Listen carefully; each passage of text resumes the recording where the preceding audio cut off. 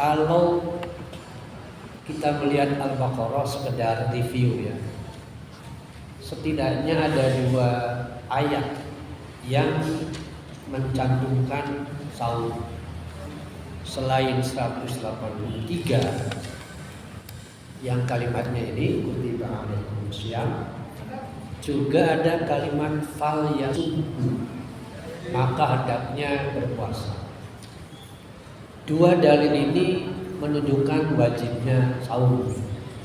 Perbedaannya, kalau di dalam ayat 187 ya, itu menggunakan kalimat man syahida minkum syahra falyasumhu. Jadi kewajiban saum harus sudah jelas bulannya apa. Nah, di samping ayat juga tidak sedikit hadis yang mirip penggunaannya. Hadis yang ini mirip dengan hadis yang lain. Kalau di sini riwayat Abu Hurairah menyebutnya man qoma Ramadan. Hadis lain menyebutnya man shoma Ramadan. Kalau dilihat dari redaksi tidak jauh berbeda, manfaatnya juga sama. Perbedaannya adalah yang satu qoma, yang satu shoma. Apa makna shoma itu? Nah, sini kita lihat ternyata shoma lebih kepada siangnya, yakni sahur. Adapun qoma lebih kepada malamnya, yakni qiyam Ramadan.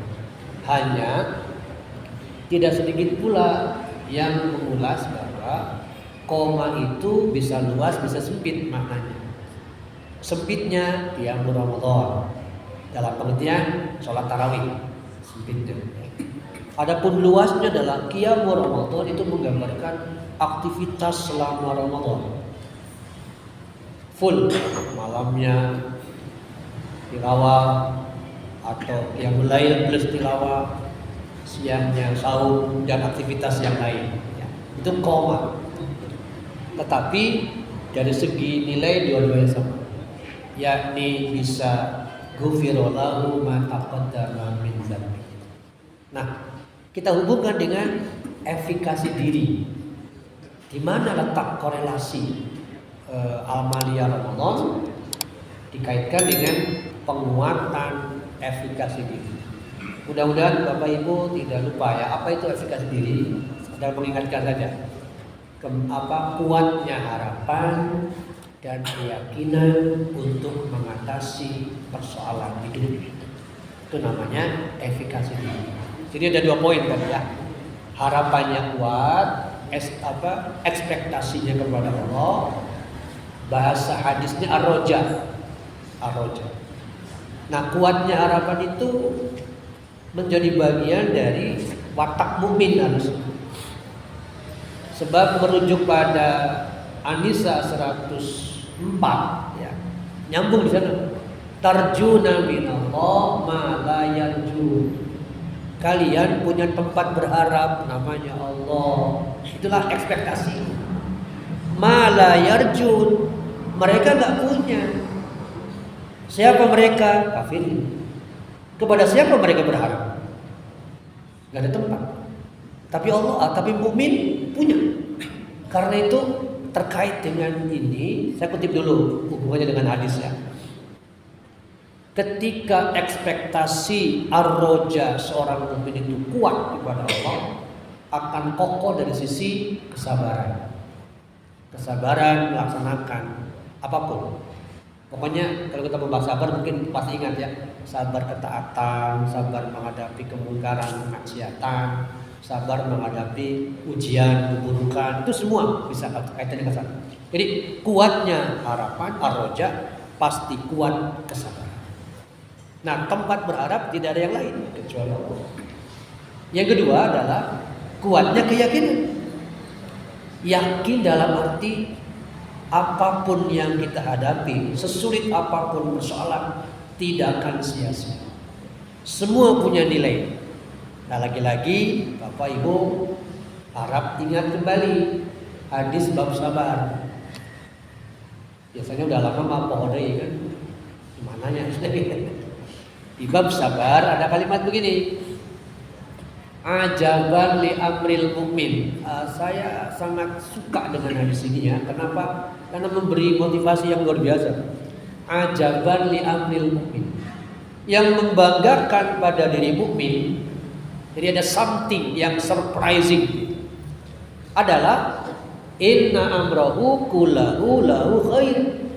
Semua kondisi, peristiwa, kejadian, apalagi keadaan yang menimpa seorang mukmin khair, semuanya baik.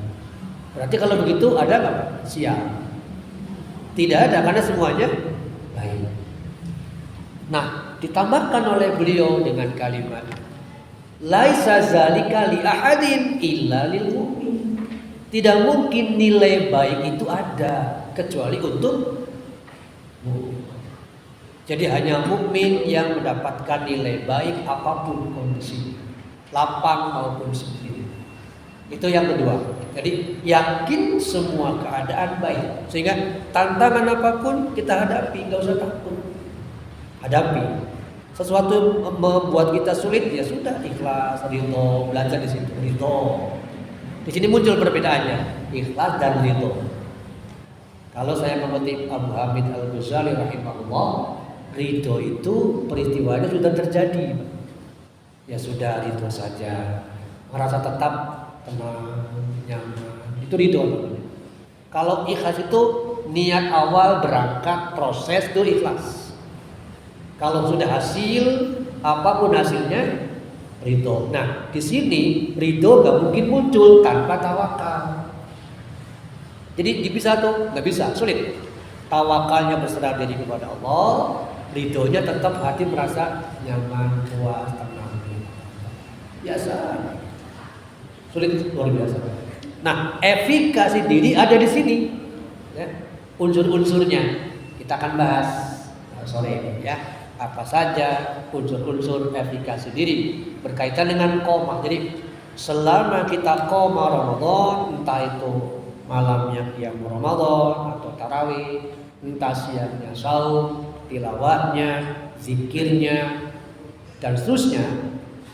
Bahkan kalau perlu mumpung di bulan Ramadan kita sering bangun sahur ya. Setidaknya 2 surat yang mengajak kita untuk manfaatkan untuk istighfar. Yastaghfiruna bil ashar. Yang satu pakai kalimat yastaghfiruna bil ashar, yang satu pakai kalimat wal mustaghfirina bil ashar. Jadi mari sebelum saya, Bapak, Ibu kita semua sahur, mungkin ambil air wudhu dulu, syukur wudhu. Kalau kita meyakini bahwa tarawih itu jam 11, berarti nggak usah sholat lagi, cukup syukur wudhu, istighfar saja perbanyak.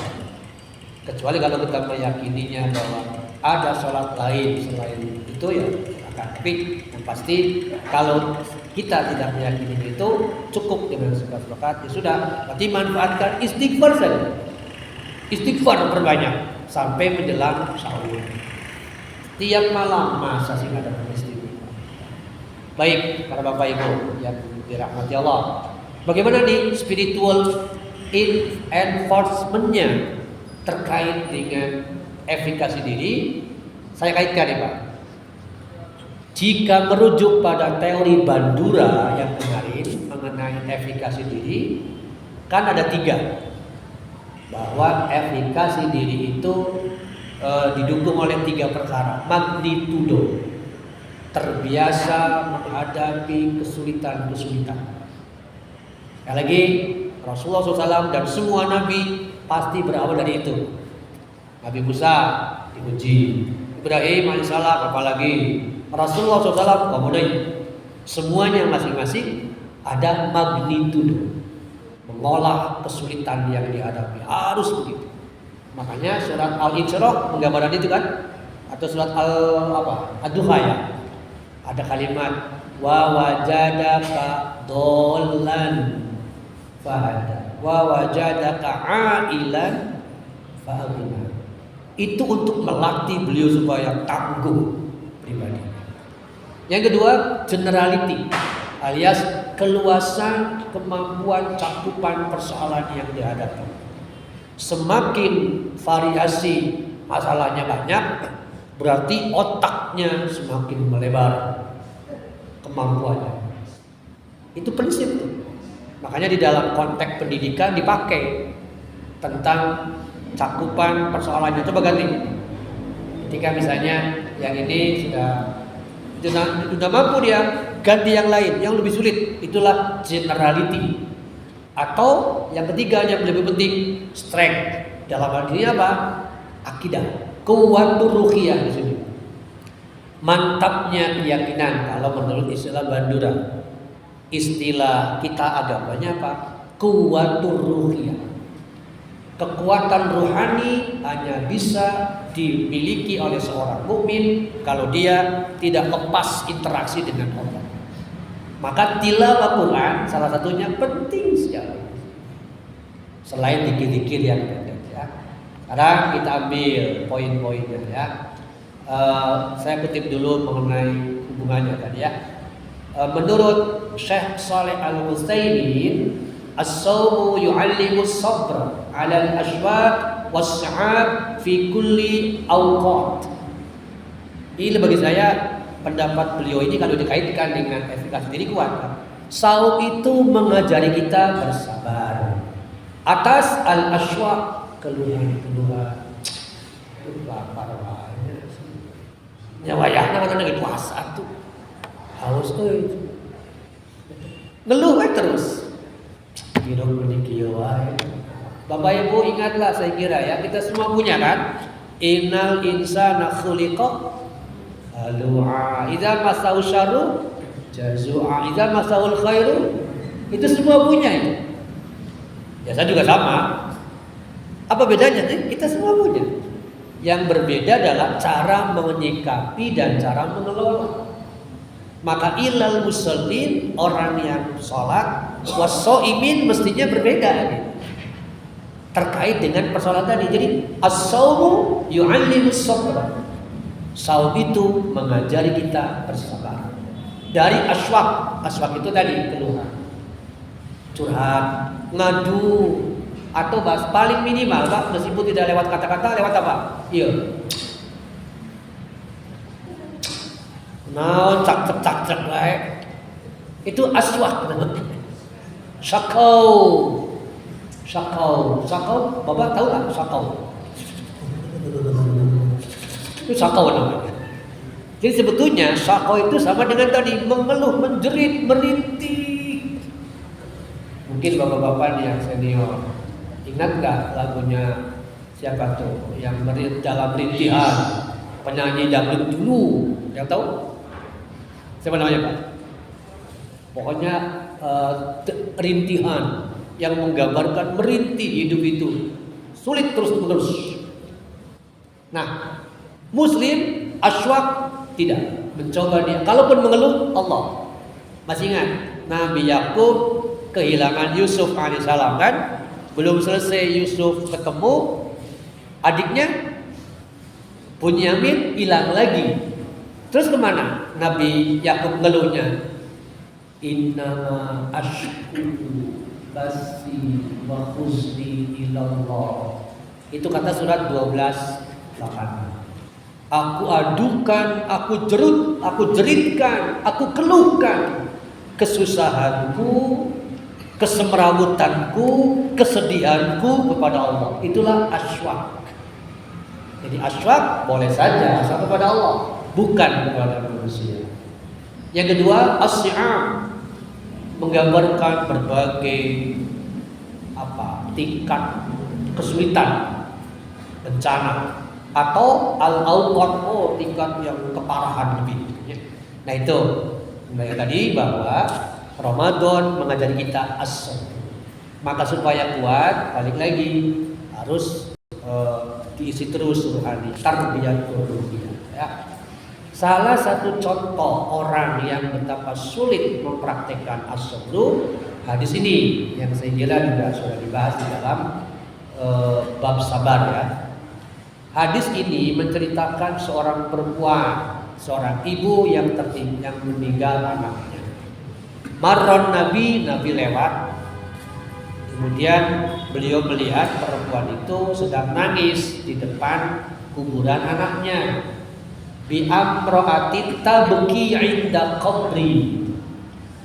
Nangis. Nah, Rasul tentu tidak mungkin membiarkan ada seseorang yang dianggap melakukan sesuatu.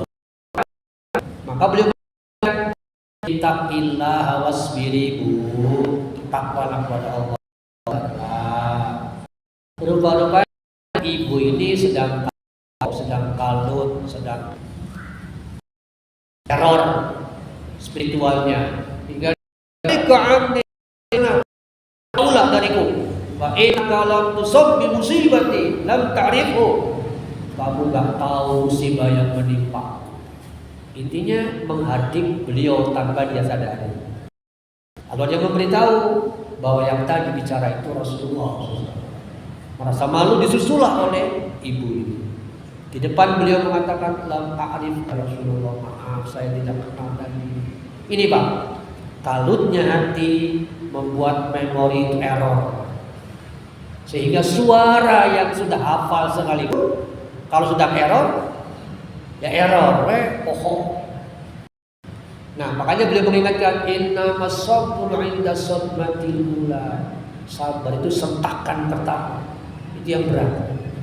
Baik, sekarang apa saja nih kalau menurut Bandura efikasi diri itu supaya kuat kesiapan batin kita menghadapi persoalan peliknya kehidupan, apa yang mesti kita miliki? Saya baca jurnal ini lalu saya rangkum 4 Pak. Orang kuat efikasi dirinya, kemampuan mengatasi masalahnya kuat, punya kemandirian ya. Kalau punya 4 ini atau terbiasa dengan 4 ini. Pertama, mastery experience. Punya pengalaman hidup untuk menyelesaikan masalah. Karena itu patut kita berbangga tanda kutipnya. Saat kita menghadapi masalah, jangan lari, hadapi. Terus pakailah nalar yang sehat. Oke, akarnya di mana? Terus cari sebanyak mungkin informasi tentang itu sambil bermohon kepada Allah. Nah, makanya saya bilang ketika mempelajari sirah nabawiyah, secara tidak langsung kita sedang memperkaya diri lewat master experience. Pengalaman pokok di sini, masya Allah, luar biasa. Beliau belajar dari mana? Beliau belajar dari para nabi.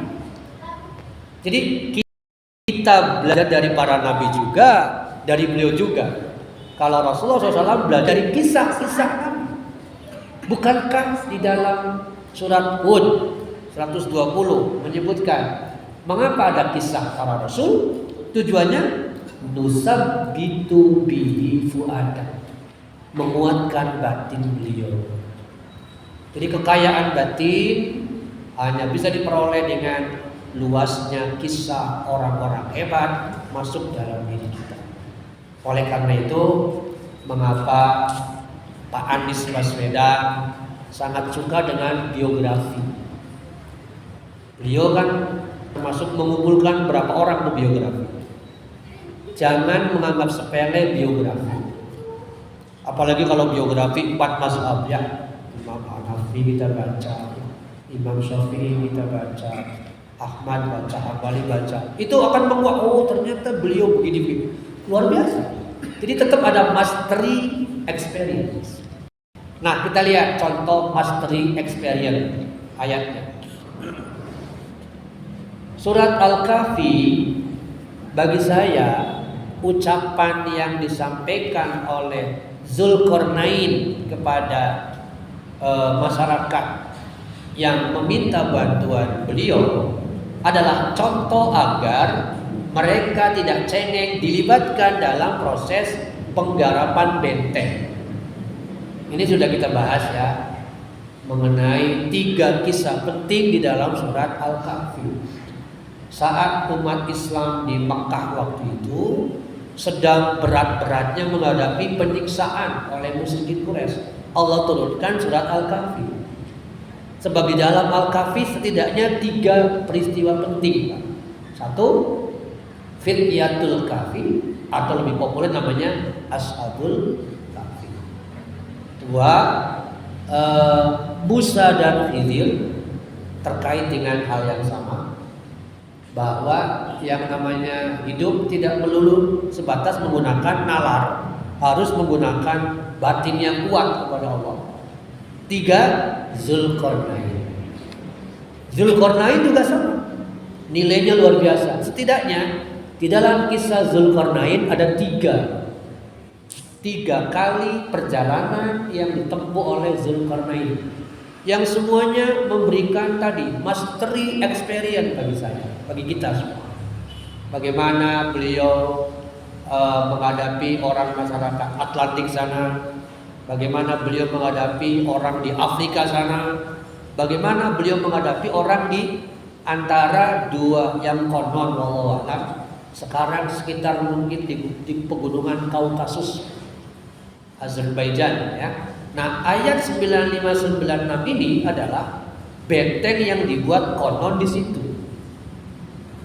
Mereka bilang, wahai Zulkarnain, kami berada di tengah-tengah nih, yang kami takut setiap saat Ya'juj Ma'juj itu akan menyerbu kami.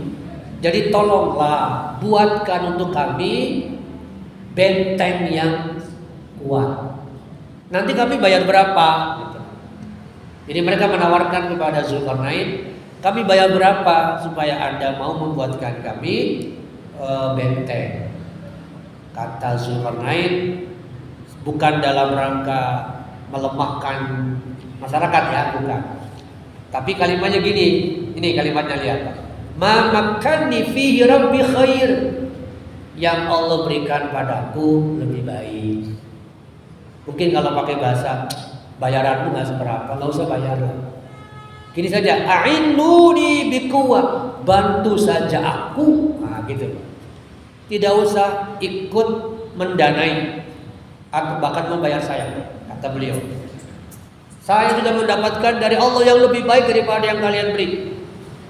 Sekarang begini saja, a'inuni biquwwah, bantu saya sekuat yang kalian mampu untuk membangun rodman, benteng yang lebih kuat. Apa tugas kalian? 1, kumpulkan zubarul hadid.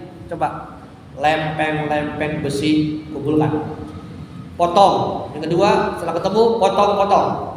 Yang ketiga, ayo kita susun. Nah ini yang disebut dengan pilar itu, Pak. Mungkin tiang pancang boleh jadi ya. Para insinyur muslim mestinya kalau membaca Zulkarnain itu bisa menjadi inspirasi bagaimana membangun sebuah gedung yang hebat. Bedanya kalau Zulkarnain menggunakan timah ya, tembaga, menggunakan cairan tembaga. Kalau katakan semen Pak ya, ini tembaga. Tapi polanya mirip. Itu jadi sekali lagi masyarakat yang meminta bantuan itu supaya mereka juga punya efikasi diri yang kuat, libatkan mereka supaya Pak merasakan betapa sulit yang ternyata mengerjakan ini. Itu jadi unik sekali Pak ya. Nah hadis juga ada riwayat hadis yang kalimatnya mirip dengan yang disampaikan oleh Zulkarnain. Lihat,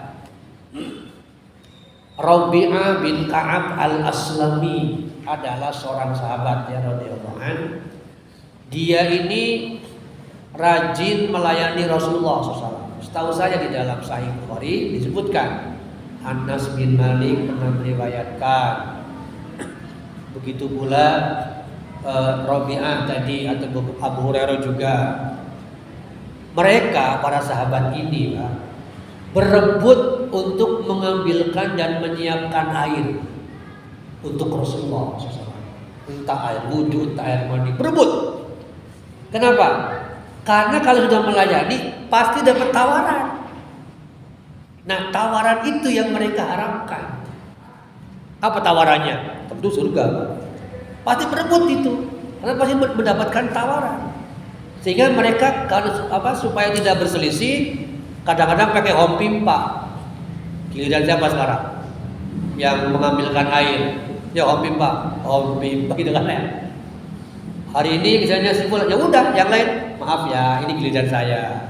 Jadi Anda nggak boleh ikut campur. Saya siap melayani beliau. Giliran saya kapan atau nanti? Bayangkan. Itulah sahabat. Kenapa? Sekali lagi, ketika sahabat itu melayani beliau, berkhidmat namanya, mengabdi, pasti dapat tawaran. Nah, ini contohnya nih. Qala lin Nabiyyu sallallahu alaihi wasallam, kata Rabi'ah bin Ka'ab. Beliau berkata pada saya, "Sal, sok minta apa?" Itu kan tawaran, Pak. Minta naon? Apapun bebas. Mungkin kalau kita kan pasti materi ya. Sahabat kan tidak. As'aluka murafaqatak ya Rasulullah fil jannah. Saya minta, saya berharap, saya berdoa. Tolong ya Rasulullah, dan menjadi sahabatmu terdekat di surga.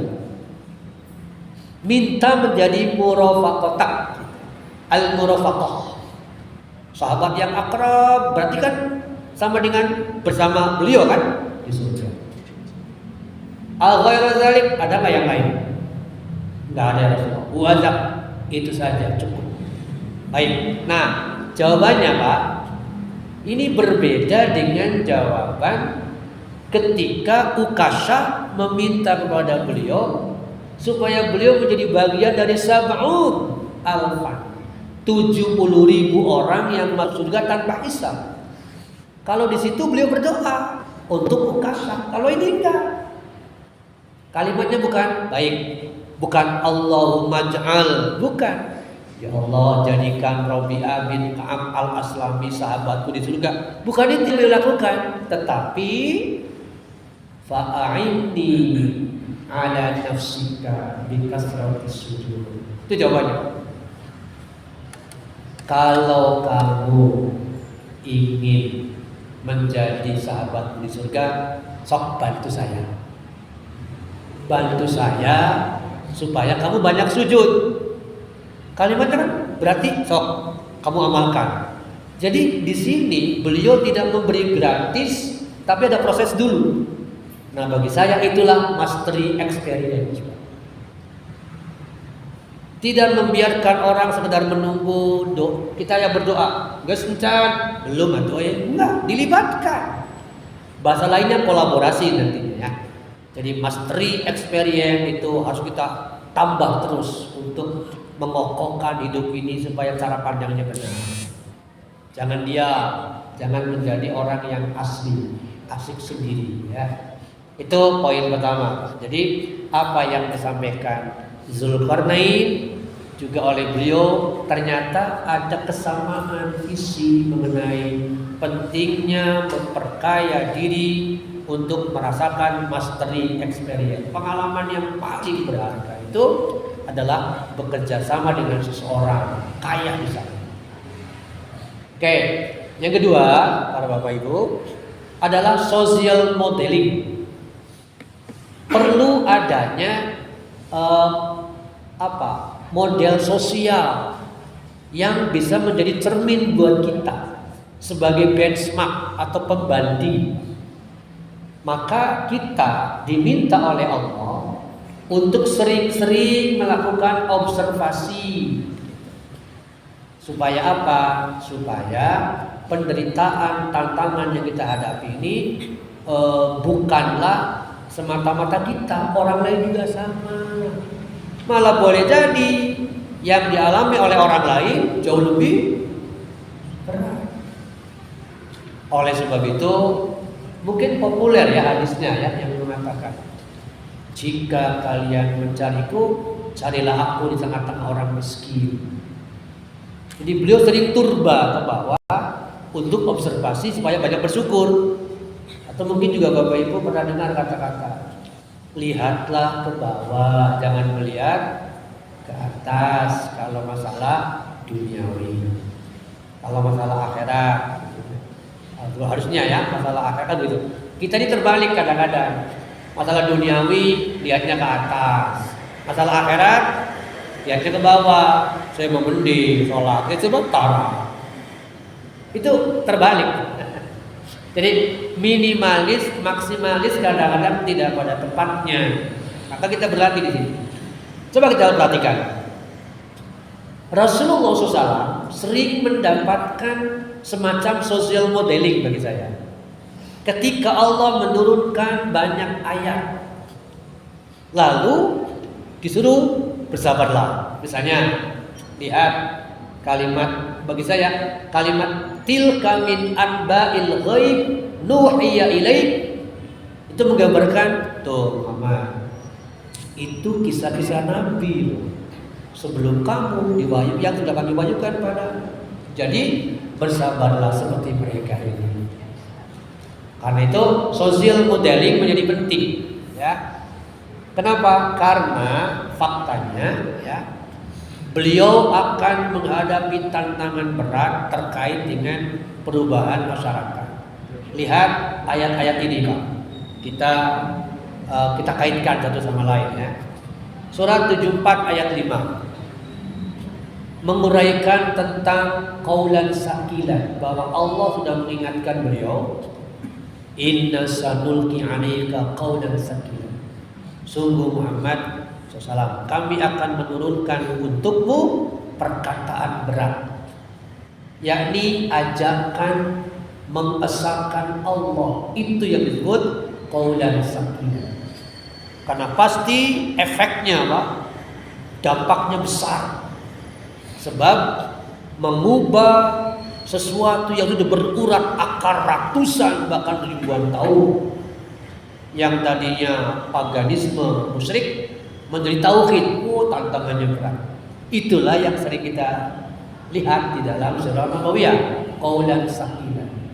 Ancamannya kan bukan semata-mata akses ekonomi, kan, tapi lebih dari itu. Maka ini uniknya, ya, kalau Nabi Musa alaihissalam, mukjizat yang diutamakan adalah materi, tongkat. Kalau beliau bukan, tetapi ruhani, spiritual, yakni Quran. Iqra itu Quran, dan itu ruhani semua, bukan berbentuk materi. Kalau misalkan materi kan tongkat, ya, itu perbedaannya. Baik, yang kedua surat Al-Furqan. Di dalam surat Al-Furqan ini ditegaskan bahwa, lihat kata-kata laula an sobarna, jika kami tidak bersabar, kata kaum muslim, in kada la yudilluna an alihatina, mereka kafirin ini pasti bisa menyesatkan kami. Lihat kalimatnya terbalik sini, Pak.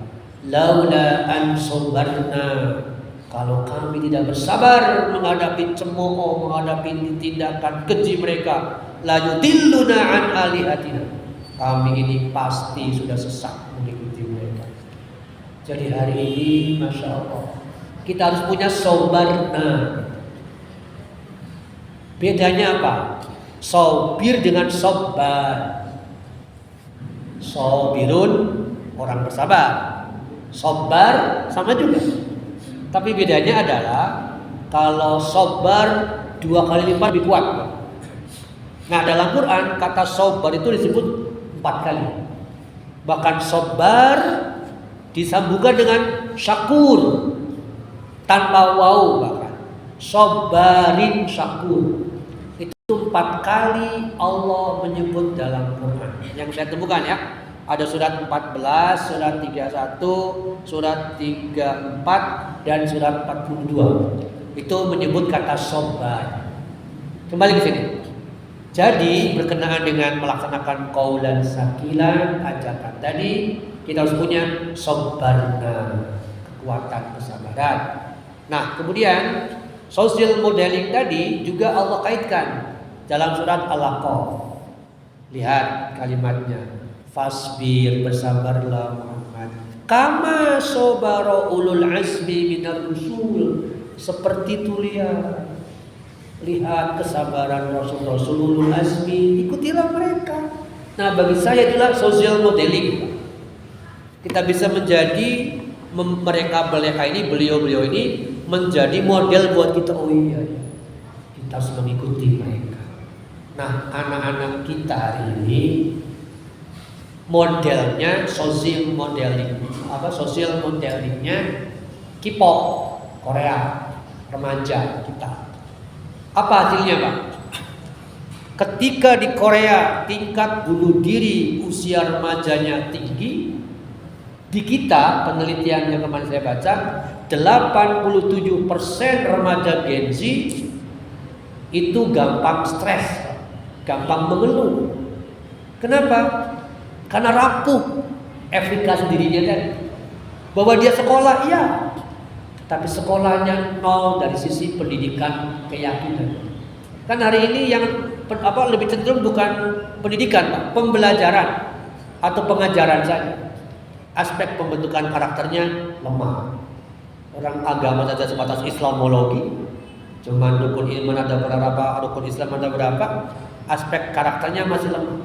Itulah tantangan kita, ya. Jadi kembali lagi social modeling. Saya kira Bapak Ibu pernah juga mendengar hadis ya, bahwa ibu itu madrasah kan.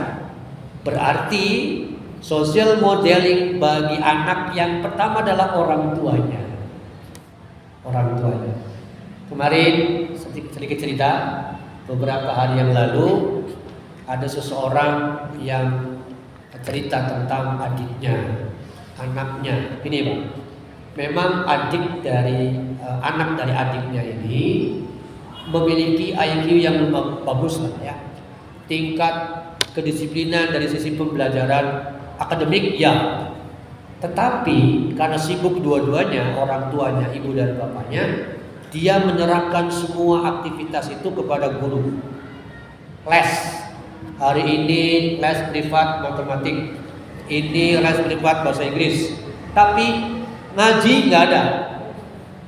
Di sekolah dia sudah full day, nanti plus dengan bimbel Inggris, bimbel piano, bimbel matematika, eksak bertahun-tahun, Pak. SD bagus kan akademiknya, SMP sama, SMA sama, kuliah sama. Apa yang terjadi?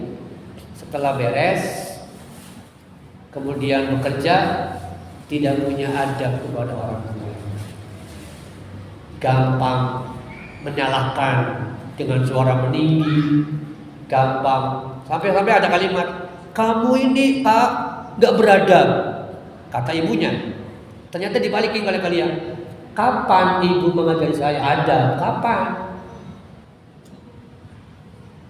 Gimana? Selama ini nggak pernah kan? Ibu sibuk masing-masing kan? Saya disimpan di sekolah, suruh les ini, itu usianya ketika 26 tahun. Kapan ibu mengajari saya adab? Saya sekarang disuruh beradab.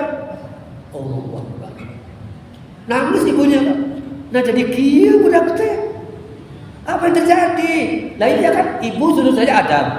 Tapi kapan ibu mengajarnya beradab? Kapan ada waktu bicara ngobrol berdua? Kapan? Diam. Masyaallah. Itu pelajaran berharga. IQ-nya bagus, lulusan ITS, pintar. Tapi yang tadi sudah kerja, wah, mungkin bahasa sekarang apa ya? Selolong boy. Gak ada, pokoknya perhatian orang tua juga tidak ada. Sering tadi, Masya Allah. Itulah kita takut ya. Jadi kembali sini bahwa social modeling bagi anak ini gak ada nih. Ke bapaknya kurang, ke ibunya kurang, karena semuanya orang lain tadi kan. Guru ini, saya hello saja di dalam rumah kosong. Aspek apa ya? Spiritual touch-nya gitu. Sentuhan spiritual dari orang tuanya lemah. Dampaknya Allah takut saya. Itu yang kedua, Pak. Yang kuatnya efikasi diri seseorang adalah mari kita belajar untuk melakukan pengamatan di sekitar kita sambil jadikan social modelingnya siapa. Sebagai muslim tentu kita Rasulullah SAW. Itu kan yang terbaik ya. Social modelingnya beliau, tidak ada yang lain. Bukankah kita sering menyebutnya uswatun hasanah. Itulah social modeling yang paling bagus. Yang ketiga, persuasi verbal. Perkataan orang lain ini penting. sering melakukan atau mencari apa masukan-masukan. Ini sangat banyak nih. Poin ketiga ini, hadisnya banyak, Quran juga banyak. Contoh ya. Di hadis dulu ya, di hadis dulu. Seseorang mengalami kegamangan lah. Dengan sengaja dia datang ke Rasulullah SAW. Ya Rasulullah, ausini, nasihatilah saya ya Rasul. Kenapa? Aduh, tegena. Gak enak ini, banyak ketegangan hidup saya. Nasihatilah saya ya Rasulullah. Langsung, la taghdab. Ada nggak yang lain selain itu? Cukup satu dulu, la taghdab, belajarlah tidak marah. Itu namanya persuasi verbal. Nah, pada saat persuasi verbal, tentu nggak mungkin sembarangan kan orang yang kita mintai pendapat. Saya kira Bapak Ibu pernah dengar lah ayat ini ya. Fas'alu ala zikri in kuntum la ta'lamun. Nah, kalimat in kuntum la ta'lamun itu kan syarat tuh. Kita harus meminta pendapat saat kita mengalami la ta'lamun. Itu bagi saya adalah contoh persuasi verbal. Dan kita biasakan itu kalau menggunakan konsep Quran. Allah sendiri sering menasihati beliau dengan verbal dalam arti kata lewat kalamnya tentu ya, lewat wahyu. Misalnya ayat-ayat ini menunjukkan bahwa Allah menasihati beliau agar bersabar, agar kokoh. Misalnya ambil yang pertama ya, Al-Kahfi 28. Kalau beliau saja dinasihati oleh Allah begini Pak, kamu orang ya. Wasbir nafsaka ma'al ladzina yad'una rabbahum bil ghadati wal 'ashyi. Tahan dirimu Muhammad, tahan, jangan menjauhi orang-orang yang selalu menyebut Allah pagi petang. Dekati mereka. Itu Allah kepada kita. Apalagi kita yang gampang terpengaruh oleh pihak lain. Ingat, tidak sedikit orang yang hari ini kan gampang toksik. Toksik itu beracun gitu kata-katanya. Ya, menjadi penyebab kita pun gampang ikut terpengaruh. Apalagi anak-anak, ya lebih banyak lagi. Di sini dekati mereka terus, jangan jauh. Wala ta'du 'ainaka 'anhum turidu zinatal hayatid dunya. Jangan menjauhi mereka hanya karena persoalan dunia, hiasan dunia. Justru kalimat kedua ini Pak, kalimat kedua ini dipakai orang dengan mengatakan anggas garing saya tamat gawe. Pergi Pak, meninggalkan seseorang dengan konsep garing. Nanti kalau udah basah datang lagi. Udah kering jauh lagi. Ada nggak? Banyak. Bagi saya mental seperti ini bahaya sekali. Dia hanya mendekat ketika orang itu basah. Mungkin terkenal lah peribahasanya. Ada gula, ada semut.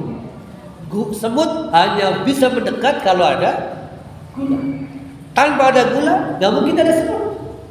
Meskipun semutnya sering tenggelam di dalam gula. Kenapa? Awak tayyib.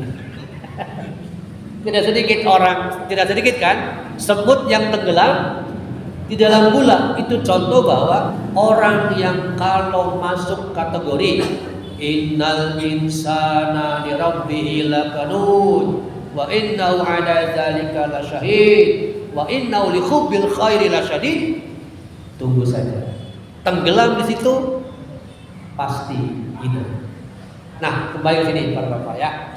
Jadi beliau diperintah oleh Allah taat terus bergaul dengan mereka, dengan orang-orang yang selalu menyebut nama Allah. Kalau menurut ucapan Syekh Ibnu Athaillah, kalimat yang pernah saya baca adalah jangan kau jadikan kawan orang yang keadaannya, ucapannya tidak membuatmu semangat beribadah. Lihat kata-katanya, toksik tidak. Kalau toksik, wah udah tinggalkan. A'rid anil jahilin. Tinggalkan orang-orang bodoh. Sebab cepat atau lambat kita akan terpengaruh. Itu toksik, bahaya sekali. Oke, contoh kedua. Nah, ayat surat Al-Qalam ini melakukan persuasi verbal sekaligus yang tadi, yakni mastery experience tadi ya. Yakni beliau diminta bersabar lalu dibandingkan dengan seseorang. Fasbir li hukmi rabbik. Aman. Bersabarlah menjalankan ketetapan Tuhanmu Allah. Bersabarlah. Sama seperti kita hari ini kan Pak. Bersabarlah menjalankan ketetapan Allah bernama saum. Sabar. Tahan terus nikmati. Hatinya dan memori kita senantiasa ke Allah, nggak akan terasa. Sebab kalau Bapak tiba-tiba terus nongkrongnya di depan, di depannya ada cendol, dililatin maghribnya, pasti bingung. Kapan sih maghrib? Berapa menit lagi? Bentar atuh Pak, 2 jam lagi. Tuh lila kenenya, tenang keseruyukan kita. Itu bahaya Pak. Bisa rapuh kita ya. Lalu beliau diingatkan oleh Allah, la takun kasahibil khut. Jangan menjadi orang seperti penghuni ikan. Orang yang ada di dalam perut ikan. Di sini tidak disebut nama untuk tetap memuliakan ya. Tapi jadi pembanding kan, tuh jangan seperti itu. Kalimatnya tom jika si eta cukup pakai eta atau pakai fulan. Gaya Rasulullah SAW pun sama Pak. Kamu jangan seperti si fulan. Kenapa ya Rasulullah? Dia itu bangun malam tapi nggak sholat. Sayang kan Pak? Dia bangun malam nggak sholat malam maksudnya. Sayang itu. Maksud beliau jangan seperti itu karena dia menyepelekan. Istimewa Kenapa bangun tapi sekedar ngelamun apa terus tidur lagi, sayang di situ. Memang Bapak Ibu, sedikit keluar dulu ya. Dalam sebuah hadis dikatakan qaidah syaitan salasa. Setan itu mengikat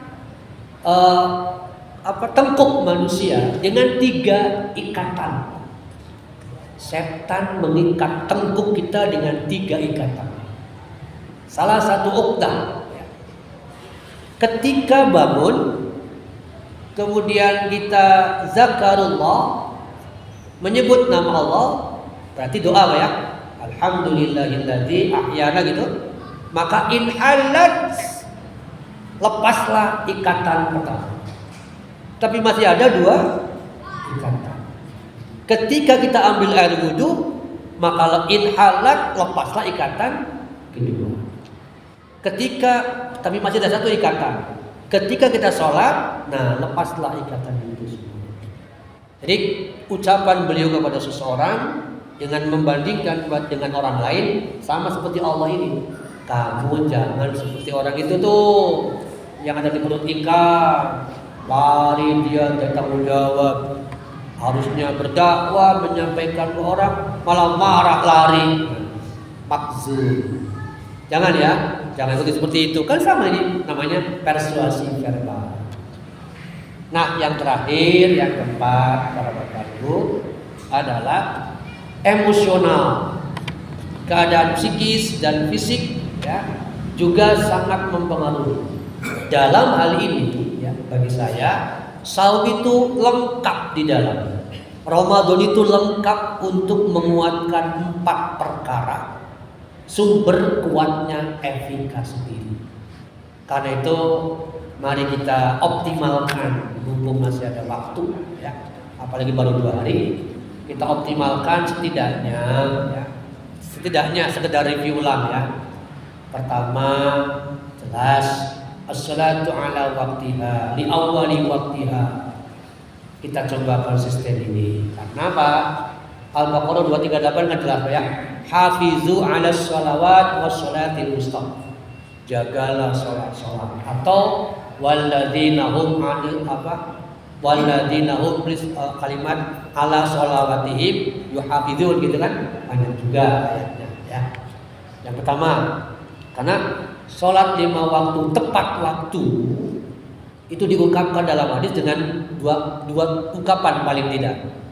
Al-amalu ahabbu ilallah, amal yang dicintai Allah. Atau yang kedua, afdhalul a'mal. Satu. Yang kedua, mari kita lanjutkan dengan rawatibnya. Rawatib antara riwayat Aisyah, Ibnu Umar sedikit berbeda jumlahnya. Aisyah 10, Ibnu Umar atau yang lain itu 12. Kenapa? Zuhurnya yang berbeda. Tetapi setidaknya 2 balasan yang Allah siapkan untuk rawatib. Satu, bunyalahu bihinna baitun fil jannah. Dengan rawatib Allah siapkan rumah, dibuatkan rumah di surga. Yang kedua, harramallahu 'alan nar. Allah haramkan orang itu atas neraka. Itu poin kedua. Mereview saja ya tentang bagaimana menguatkan efikasi diri lewat Ramadan. Yang ketiga, tilawah tentu. Tilawah jangan berhenti, tentu sesuai dengan kemampuan. Sebab interaksi dengan Quran, masya Allah, nikmatnya luar biasa. Paling tidak ada hadis lain yang mengatakan tilawah Quran bisa menghadirkan 4 hal. Satu, nazalat alaihi sakinah. Allah turunkan ketentraman bagi si pembacanya. 2, ghasyiyatuhur rahmah. Allah naungi dengan rahmatnya. 3, hafadhumul malaika. Para malaikat berkerumun mendampinginya, melindunginya. Dan keempat, zakarahumullah fi man inda. Allah menyebut-nyebut orang itu di arah sana, di hadapan para malaikat yang sedang bertasbih, bertakbir. Tuh lihat tuh, si fulan dia rajin membaca kalamku. Masa lihat kamu diam saja? Lihat tuh itu. Jadi disebut-sebut di sana. Itu yang pertama. Yang berikutnya adalah ya tentu sedekah dan sebagainya ya, amalan lain yang masih banyak. Barangkali itu para bapak tentang 4 efikasi diri yang bagi saya bisa menguatkan sisi itu lewat Ramadan yang sedang kita jalani ya. Barakallahu li wa lakum. Mungkin ada yang diceritakan Pak?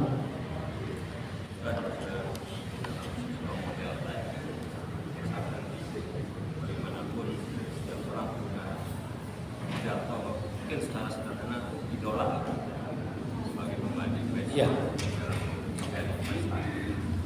Masalahnya kadang-kadang orang itu tidak melihat proses, dia sudah begitu.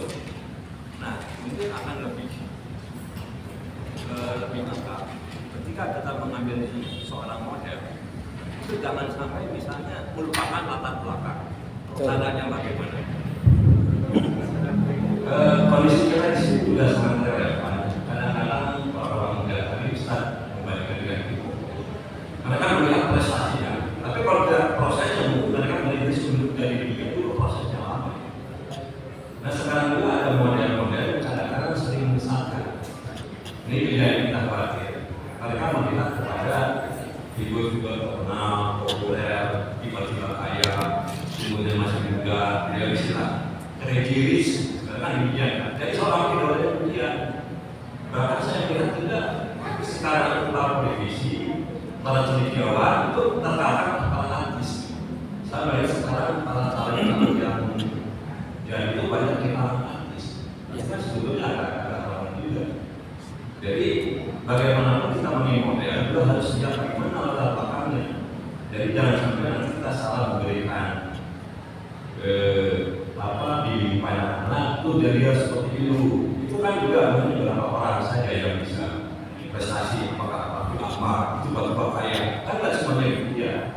Yang lebih parah lagi misalnya itu tiba-tiba jadi wakil presiden, apakah sedemikian? Kan kalau kita lihat background itu kan jauh daripada figur yang mumpuni. Bahkan kadang-kadang itu para seniornya sering memberikan contoh yang kurang baik. Tiba-tiba yang tadi hasilnya, tapi proses itu bukan yang kita lakukan, prosesnya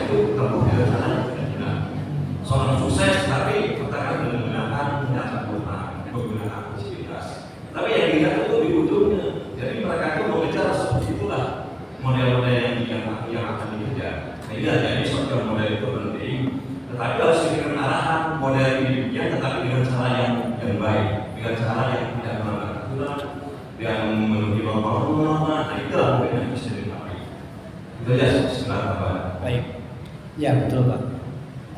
Kenapa banyak dari kita terjebak pada artifisial di ujung, ya? Kesuksesan seseorang sebagai role model, tiba-tiba kita berharap seperti itu. Ada 2 poin paling tidak, ya. Pertama, hilangnya critical thinking atau lemahnya nalar untuk menelaah ini itu seperti apa. Kasusnya mirip dengan di dalam surat Al-Qasas ketika Qarun, Pak. Qarun keluar dengan kekayaan yang berlimpah. Allah menyebut di situ orang-orang yang bodoh, apa kalimatnya? Dunia ya laitana.